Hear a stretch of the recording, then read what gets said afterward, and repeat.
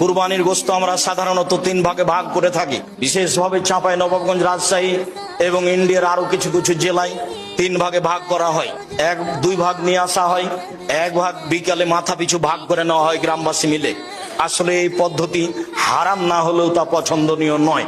আবার কোন কোন এলাকায় মানুষ হারে কিছু দিয়ে দেওয়া হয় আর সব নিয়ে চলে আসা হয়, এটাও ঠিক নয়।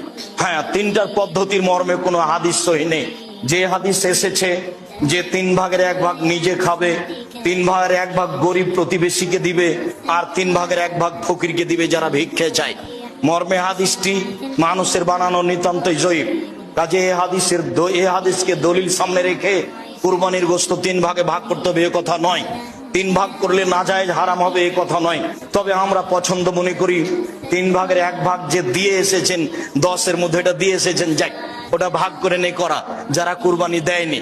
আমার এক চাচা বলছেন, আব্দুল রাজ্জাক তাহলে তো ওদেরই গোশত বেশি হয়ে যাবে। তো তাতে কি আছে, ওদের গোশত যদি বেশি হয় হোক, কিন্তু 3 ভাগের 1 ভাগ দিয়ে এসেছেন আর নিতে যাবেন কেন?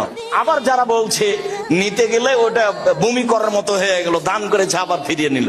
কুরবানির গোশত অত ছোট জিনিস নয়, খুব দামি গোশত, খুব সম্মানী, দিয়ে এসেছে আবার নিতে গেলে সেটা ওই বমন হয়ে গেল, এই কথা বলা যাবে না। কুরবানির গোশতের উপর এরকম কোন মন্তব্য করা ঠিক নয়। কুরবানি যেমন খুব দামি পশু, কুরবানির গোশত তেমন দামি জিনিস। একে ফকির মিসকিনকে দিতে শিখতে হবে।